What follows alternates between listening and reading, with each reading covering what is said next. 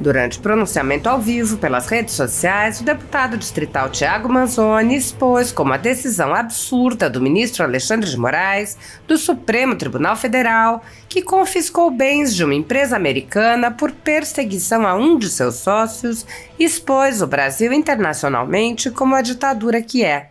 Manzoni leu as notícias sobre o confisco de valores da Starlink, alegadamente para quitar multas que foram impostas à rede social X. Ele explicou: tem uma empresa que levou multa. Eu não vou nem entrar no mérito da multa, porque, na minha opinião, a multa já é ilegal, abusiva, não deveria ter existido. O X levou a multa lá porque não bloqueou esses perfis, ou seja, se recusou a descumprir a legislação brasileira, em especial a Constituição, quando ela veda a censura.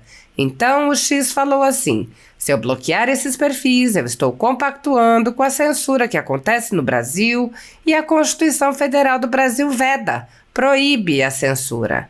Levou multa. A multa totalizava 18 milhões. Aí o STF vai lá e bloqueia valores do X e da Starlink. A coincidência entre essas duas empresas é que ambas têm como um de seus sócios o Elon Musk. O deputado prosseguiu: bom, aí agora o que o STF fez? Pegou esses valores que estavam bloqueados em juízo, transferiu para a União e falou que está quitada a multa e pronto, acabou. É até difícil explicar tecnicamente o número de violações que se tem à lei e à Constituição do Brasil nisso tudo que aconteceu. Thiago Manzoni mencionou a estimativa feita pelo ex-presidente do BNDES, Paulo Rabelo de Castro, sobre o impacto econômico da decisão de Moraes e disse: então, esse é o tamanho do prejuízo que o Supremo Tribunal Federal está gerando para o Brasil. O deputado afirmou: a descredibilidade hoje do Brasil no exterior é um negócio absurdo. E quem está causando isso? Nesse caso aqui específico, é claro que o Lula e o PT contribuem muito também para o Brasil ser uma espécie de pária internacional como é hoje. Infelizmente, a nossa mais alta corte judicial brasileira, a nossa corte constitucional, tem influenciado muito negativamente para que o Brasil esteja na posição tão ruim, na posição internacional tão ruim em que o Brasil se encontra hoje. Thiago Manzoni resumiu: as vísceras do que acontece no Brasil estão expostas para o mundo inteiro. As decisões sigilosas estão sendo divulgadas para o mundo inteiro. A Europa já sabe o que acontece no Brasil. Os Estados Unidos já sabem o que acontece no Brasil. E a gente continua aqui na luta para que esse estado de coisas mude, para que o arbítrio e a tirania cessem. O deputado expôs: há projetos de lei no Congresso Nacional. Tem o projeto de anistia que está tramitando no Congresso Nacional. Há um pedido de impeachment que foi apresentado no dia 9 do ministro Alexandre de Moraes. Um pedido de impeachment que já tem o apoio de 36 senadores, 16 são contra. O resto está indeciso ainda. Muitos parlamentares, mais de 150 parlamentares, deputados federais, assinaram. E a gente está lutando como pode. O Brasil luta como pode para sobreviver, para voltar a ter um Estado democrático de direito e para voltar a fazer valer no território nacional o império da lei, onde todos são iguais perante a lei e todos estão sujeitos a ela também. O deputado também comentou o flagrante contraste entre o tratamento jurídico dado à extrema-esquerda e aos cidadãos conservadores, exemplificando com a notícia de que o deputado Guilherme Boulos deixou de ser processado porque o processo prescreveu sem que ele tivesse sido encontrado. Manzoni disse: não conseguiram citar ele durante 6 anos. Tem gente presa por depredação de patrimônio público condenada a 17 anos. Recentemente, o relator da PEC da anistia falando abertamente que se aquela galera está presa por tentativa de golpe, então o pessoal da CUT tem que ser preso por tentativa de golpe. O pessoal do MST tem que estar preso por tentativa de golpe. Toda a esquerda tem que estar presa por tentativa de golpe, porque eles só sabem fazer manifestação quebrando tudo. E um monte de vezes aqui na esplanada dos ministérios, na Câmara Federal, no Supremo Tribunal Federal, eles quebraram tudo, atacaram a polícia, machucaram policiais, tacaram fogo em prédios de ministério aqui e continuam soltos. E esse invasor de propriedade privada, que agora é candidato a prefeito lá em São Paulo, esse cara ficou 6 anos sem ser citado da ação que prescreveu. É mole ou quer mais? Enquanto isso, tem velhinha e velhinho preso lá, condenado a 14, 15, 16, 17 anos de cadeia. Manzoni declarou: é necessário que a PEC da anistia passe e que aqueles presos que são presos políticos sejam colocados em liberdade. O deputado comparou: eu acho que o nosso poder judiciário está errando feio e está perdendo toda a sua credibilidade. Eu preciso dizer que a PGR se manifestou no sentido de manter a prisão da Débora dos Santos. Ela manchou a estátua do STF com batom. Ela escreveu "Perdeu Mané" naquela estátua. Vocês sabem, a estátua que tem aqui em Brasília, a estátua da Justiça, é aquela que tem a venda nos olhos. Ela escreveu lá "Perdeu Mané" e ela está presa. Ela está presa, ela continua presa, ela tem 2 filhos pequenos, 2 filhos menores de idade. Ela continua presa. Ela tem 38 anos. Enfim, Boulos não foi citado. Ela está presa. Tiago Manzoni mencionou ainda que a extrema-esquerda debochou da família de Clériston Pereira da Cunha, o Clezão, preso político de Moraes, que morreu no cárcere porque o ministro não se deu ao trabalho de analisar os pedidos de soltura. Mais de 2.000 pessoas foram presas em massa a mando do ministro Alexandre de Moraes, do Supremo Tribunal Federal, com a colaboração do Exército Brasileiro, sem provas nem indícios de crimes e sem o menor respeito a direitos humanos ou ao devido processo legal. Centenas dessas pessoas passaram meses a fio presas e só foram libertadas com medidas cautelares excessivas e arbitrárias, muito piores do que as que são aplicadas a pessoas condenadas por crimes graves.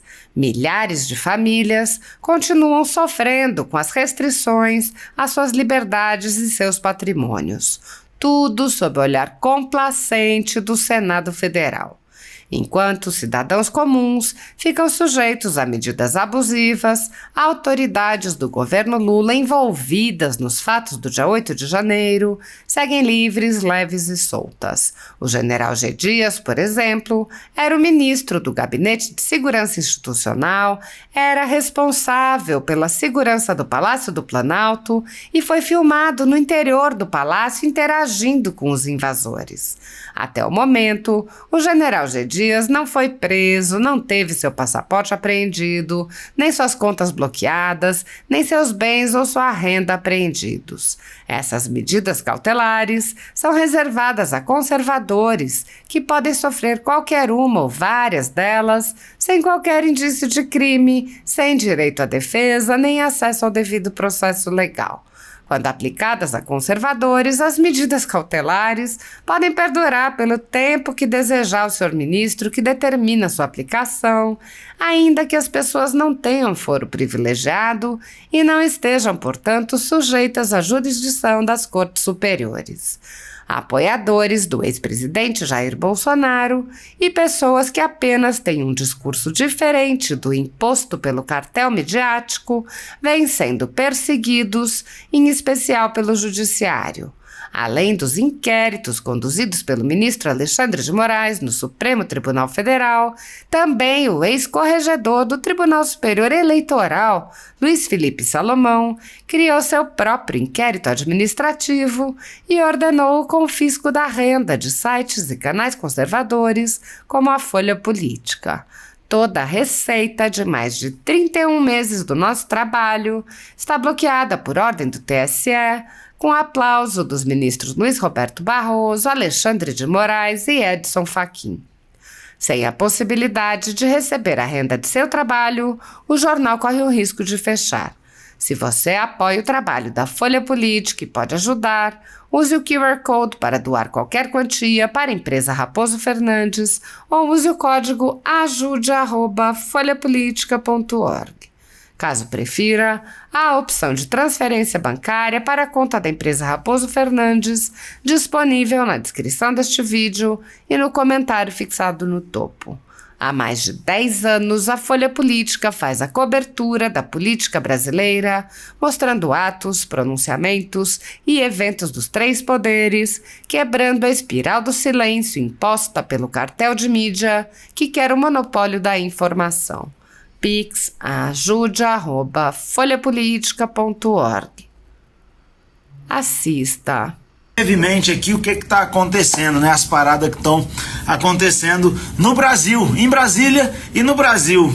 Moraes manda, notícia número 1, Moraes manda transferir 18,3 milhões do X e da Starlink para a União e desbloqueia as contas das empresas. O ministro do STF, Alexandre de Moraes, determinou a transferência de 18 milhões e 350 mil em contas da rede social X e da empresa Starlink Brasil para os cofres da União. O valor será usado para quitar multas que foram aplicadas pela Justiça contra o X por não ter bloqueado perfis que divulgavam mensagens criminosas e ataques à democracia, desrespeitando uma série de decisões judiciais. 2. Ter retirado os representantes legais do Brasil, o que também levou o STF a tirar o X do ar no Brasil. Segundo o STF, com a decisão, Moraes determinou que o restante dos saldos bancários e dos ativos da Starlink e do X no Brasil sejam desbloqueados. As duas empresas têm como sócio o bilionário Elon Musk. No caso da Starlink, há outros acionistas com participação na empresa no Brasil. E o bloqueio dessa parte dos ativos, determinado por Moraes no fim de agosto, foi criticado por juristas. Galera, resumindo aqui, olha que legal, a dona Vera escreve aqui: boa noite, sou mãe da Vânia Libras, estou te acompanhando. Muito obrigado, dona Vera, que bom tê-la aqui conosco. Então essa notícia aqui, cara, assim, foram bloqueados valores de uma empresa que não era a empresa sobre quem repousavam as multas, né? Então o X levou multa. Eu não vou nem entrar no mérito.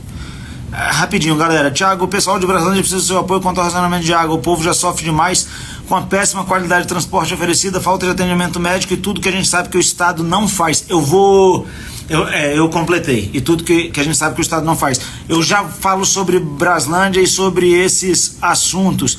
Estamos com... tem assunto, não acaba mais. Galera, vai botando aí o que eu conseguir e respondendo eu vou. Mas eu queria só terminar esse comentário aqui. Então, você tem uma empresa que levou multa. Eu não vou nem entrar no mérito da multa, porque, na minha opinião, a multa já é ilegal, abusiva, não deveria ter existido. Mas o X levou a multa lá, porque não bloqueou esses perfis, ou seja, se recusou a descumprir a legislação brasileira, em especial a Constituição, quando ela veda a censura. Então o X falou assim: se eu bloquear esses perfis, eu estou compactuando com a censura que acontece no Brasil, e a Constituição Federal do Brasil veda, proíbe a censura. Levou multa. A multa totalizava 18 milhões de reais lá, o somatório dela, né? Aí beleza. Aí o STF vai lá e bloqueia valores do X e da Starlink. A coincidência entre essas duas empresas é que ambas têm em comum dos seus sócios o Elon Musk. Bom, aí agora o que o STF fez? Pegou esses valores que estavam bloqueados em juízo, transferiu para a União e falou que está quitada a multa e pronto, acabou. Assim, é até difícil explicar tecnicamente o número na minha opinião, né, claro, legal, o número de violações que se tem à lei e à Constituição do Brasil nisso tudo que aconteceu. O resultado disso é que a gente tem aí como cálculo do prejuízo, isso aqui está em outra matéria, cara, aqui ó, impacto da suspensão do X é de 18 bilhões em 5 anos, diz economista. O economista Paulo Rebelo de Castro Rabelo de Castro, perdão, ex-presidente do Banco Nacional de Desenvolvimento Econômico e Social, BNDES, afirmou nesta terça-feira que num cálculo conservador feito por ele, o impacto econômico da suspensão do X para o Brasil chegará a 17,9 bilhões nos próximos 5 anos. O número, obviamente, está considerando um cenário em que a rede social vai permanecer suspensa. Então, esse é o tamanho do prejuízo que o Supremo Tribunal Federal está gerando para o Brasil. A descredibilidade hoje do Brasil no exterior, é um negócio absurdo. E quem está causando isso, senhores, nesse caso aqui específico, é claro que o Lula e o PT contribuem muito também para o Brasil ser uma espécie de pária internacional como é hoje. Mas, infelizmente, a nossa mais alta corte judicial brasileira, a nossa corte constitucional, tem influenciado muito negativamente para que o Brasil esteja na posição tão ruim, na posição internacional tão ruim que o Brasil se encontra hoje, né? Então, as vísceras do que acontece no Brasil estão expostas para o mundo inteiro, as decisões sigilosas estão sendo divulgadas para o mundo inteiro, a Europa já sabe o que acontece no Brasil, os Estados Unidos já sabem o que acontece no Brasil, e a gente continua aqui na luta para que esse estado de coisas mude, para que o arbítrio e a tirania cessem. Há projetos de lei no Congresso Nacional, tem o projeto de anistia que está tramitando no Congresso Nacional, há um pedido de impeachment que foi apresentado durante essa semana, no dia 9, na segunda-feira, do ministro Alexandre de Moraes, pedido de impeachment que já tem o apoio de 36 senadores, 16 são contra, o resto está indeciso ainda. Muitos parlamentares, mais de 150 parlamentares, se eu não estou enganado, deputados federais assinaram, não sei se é 140 ou 150, e a gente está lutando como pode, o Brasil luta como pode para sobreviver, né? Para voltar a ter um Estado democrático de direito e para voltar a fazer valer no território nacional o império da lei, onde todos são iguais perante a lei. E todos estão sujeitos a ela também, né? Tem notícia aqui: oposição ameaça barrar a reforma tributária para pressionar pelo impeachment de Moraes. Repito, já são 36 senadores a favor do impeachment de Alexandre de Moraes. Há 16 contrários e o resto está indeciso, não sabe o que fazer. Só faltam 2 matérias. Se vocês tiverem pergunta, galera, vão fazendo aí. Vão fazendo as perguntas aí que eu vou respondendo. A gente tem mais 10 minutinhos e eu vou ler as últimas 2 notícias. A primeira é que a justiça ficou 6 anos sem encontrar o Boulos e a ação que ele tinha contra ele por dano patrimonial foi extinta, prescreveu, né? Foi extinta pela prescrição. 6 anos sem encontrar o Boulos. Todo mundo sabe onde ele trabalha, aqui na Câmara Federal. Ele vive aí em eventos, comícios públicos, mas ele não foi encontrado, não. Não foi citado da ação, a ação prescreveu. Agora, a ação era porque ele, tem que falar supostamente, né? Porque ele supostamente estimulou famílias desalojadas a depredarem o ginásio de esportes municipal onde estavam sendo atendidas. À época, Boulos se apresentou às forças policiais como professor universitário e foi solto após pagar uma fiança de R$700. No depoimento dele, ele negou todas as acusações. Então, o processo era porque ele, em tese, supostamente, tinha estimulado essas pessoas a depredarem patrimônio público. Não conseguiram citar ele durante 6 anos. Cara, tem gente presa por depredação do patrimônio público, tem gente presa há 17 anos de cadeia. Tem gente que foi condenada por 14, 15, 16, 17 anos de cadeia porque supostamente tentaram um golpe. E aí eu não sei se... O pessoal está me perguntando do Pablo Marçal, daqui a pouco eu falo do Pablo. E aí eu não sei se vocês acompanharam.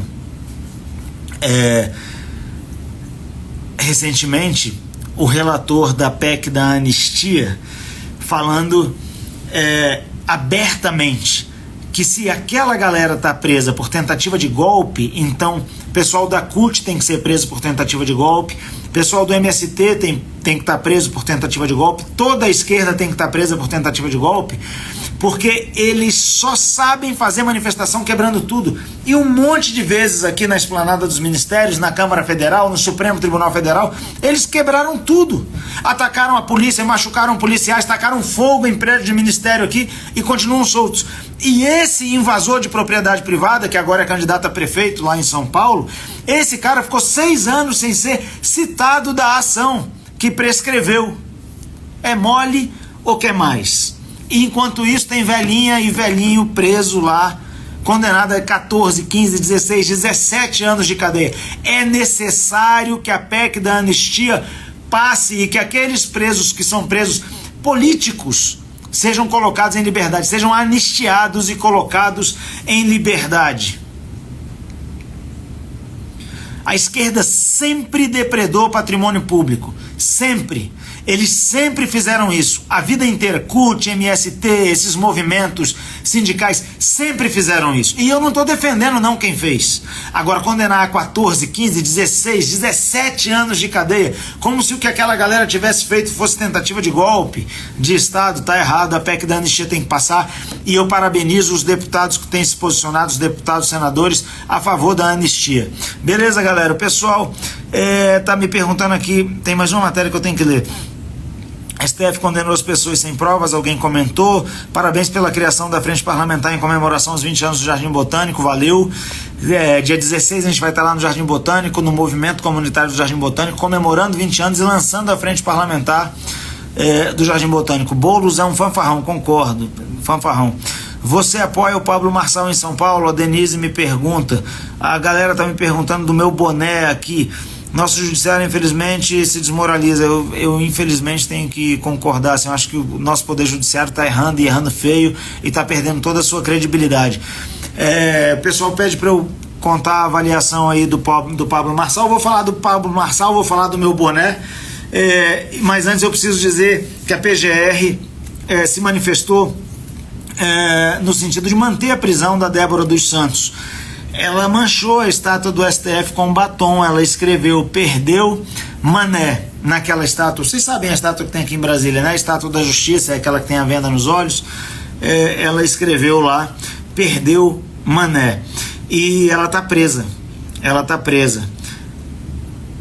Ela continua presa, ela tem 2 filhos pequenos, 2 filhos menores de idade, ela continua presa.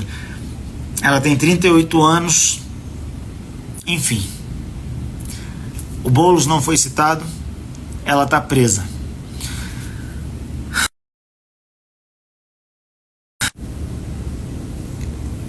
Galera, vou falar do meu boné, vou falar do Pablo Marçal. Já falei aqui, galera, tem que anistiar.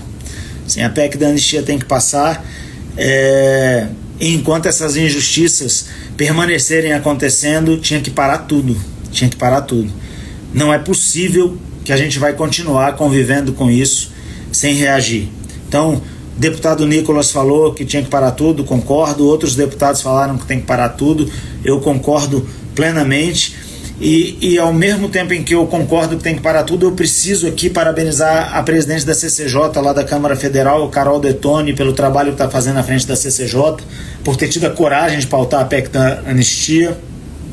Os outros parlamentares que estão junto com ela nessa batalha, o relator pelo posicionamento claro que teve a respeito do tema. Não dá mais para a gente tolerar que essas injustiças continuem acontecendo. E teve deputado lá na sessão da CCJ, lá da Câmara Federal, cara, que fez, assim, debochou da família do Clezão que estava lá. O Clezão é um cidadão brasileiro que morreu preso sem ter tido condenação contra ele, nem de uma instância só que seja, e morreu preso com um pedido da PGR para que ele fosse solto, pedido que não foi analisado, e a lentidão do Estado em analisar o pedido de soltura dele fez com que ele falecesse dentro da cadeia. E tem deputado, namorado de uma ex-jornalista famosa, que fez deboche com a viúva e com as filhas do Clériston, que estavam lá na reunião da CCJ do Congresso Nacional, da Câmara Federal.